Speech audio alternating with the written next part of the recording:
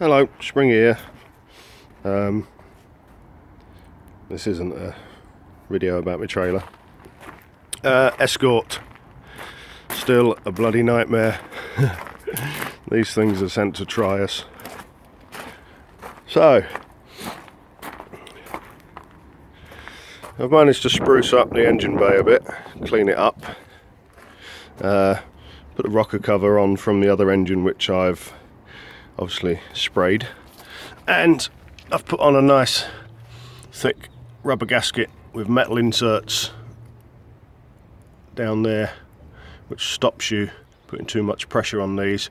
Common fault on the CVH, if you crank on these, cork gasket, leaky. So this one, I've got it on just right. Good, that's the good news. I've changed the exhaust manifold gasket just because I had one. Just had one spare, so I've put that on. Lovely new brake master cylinder. Look at that, isn't she gorgeous? Unfortunately, I still got no brakes. So this is beginning to absolutely kill me. It's a tandem system. The one half of the master cylinder runs the left hand rear and the right hand front brake. The other half runs the opposite. Excuse fingers in the camera. I have bench bled that. I have manually bled the brakes. I have pressure bled the brakes on numerous occasions, and every time I bleed it, I get good pedal. Get in the car, go for a drive, no brakes, or virtually none. It's down to about quarter of a pedal. And I have spent probably 8 full days on this over the last month or two, and just not getting anywhere. At one point I thought I'd found out what I was doing wrong. These two cylinders are the brake compensator valves. When you brake hard, there's 2 ball bearings in these cylinders, one in each, and a spring. And as you brake hard, the ball bearings roll forward and somehow reduce the pressure to the rear. Now, I've been bleeding this with the rear end jacked up in the air so I can get to the bleed nipples, and the front end on the ground because I can just turn the steering and get to the bleed nipples on that. So I figured that if the car was set up like that, those ball bearings might be moving towards the front, somehow stopping me getting proper pressure to the rear for bleeding.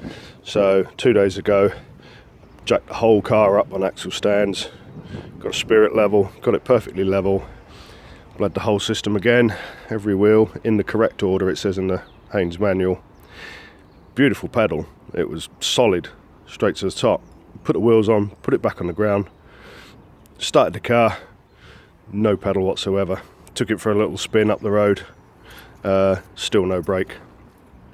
So maybe, don't know, maybe there's something wrong with the servo. It appears to be working, it appears to be holding air. The idea with the servo is you get your brakes up to optimum on the pedal so that they're solid right at the top. When you start the engine, you've got air assistance in the servo, which helps push the master cylinder in, push the rod in without too much pressure on the brake. So what you'd normally get is a full pedal if you've bled the system properly, and then when you start the car, it'll actually soften a little bit just for about the first quarter. Unfortunately with this we've got literally 3/4 of the pedal, and then the brakes is right at the bottom. So I'm at a bit of a complete loss. I've changed the master cylinder, changed all of the brakes, discs, pads, everything, drums, wheel cylinders at the back, and I'm getting nothing. So I might have to call the cavalry in. There's a garage about 200 yards around the corner from me, so it may be going round to them, see if they can work out what the hell's going on or what I'm doing wrong. This will be the first car I've ever not been able to fix. Everyone brings their cars to me and they always go away perfectly happy. I always find the issue, I always fix it. Typically, on my car, I can't find what the problem is.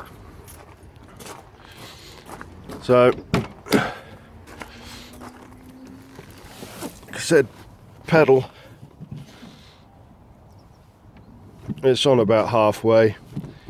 I can pump it up,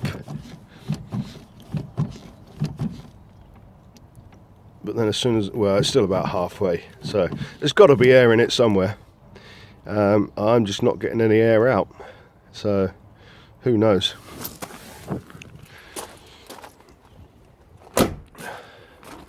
That's why I've been poncing around with the engine bay, just to give me a bit of a feeling that I've achieved something. And then another thing is, on my spare engine, it had a brand spanking new clutch, not actually been even used. So I've taken that off, cleaned it up a bit of rust on it, but it's fine. Yeah, this is completely brand spanking new. The clutch on the car itself is working, but I'd say it's a bit worn, and I was thinking about replacing it. So there we go, that's another bit of good stuff I got off this engine. It's about 130 quid one of these clutches, so that's good. And what with the distributor, the thermostat housing, the rocker cover, the inlet and exhaust studs I've taken out of it because they're all brand spanking new. It's proving to be very useful, this spare engine. I've had a look inside it. I think this was a recon engine when it came out of my mate's kit car. I think it had recently been reconned, because I've had a look at the cam and there's no wear on it whatsoever, and everything looks brand new inside this. So I'm resisting the temptation to stick that in the car. There's no reason. The one in the car, it runs, there's a tiny bit of blue smoke, the rings are probably a bit worn, it's done 70,000 miles, but it's the original engine, so unless anything goes proper pop on it, I won't be sticking that in, but watch this space. So anyway, that's where we are at the moment. Quite frustrated, but you know, that's classic cars for you. This is what you're buying into. Expect to spend lots of hours and lots of money making them right. There's a bit of a list of stuff I've been doing, and some more information there. Anyway, thanks for listening to me waffling on. Hopefully next time I'll have some brakes, and then I can go and do tyres and other bits and pieces. Oh, and I'm going to take the car once I've got it safe to drive. It's going to go about 10 miles up the road to a engine tuning specialist, so that I can get it fine-tuned on a rolling road. Not that it's going to be race spec or anything, but just so I can have peace of mind that I've set up the car probably 90% accurate, and that's as far as I can go with it. So I'm going to get it 100%. That's it for me. The old purple tickling stick. Yeah, I'll catch you soon. Thanks for watching. Have a lovely Christmas, and see you next time. I've been Springy.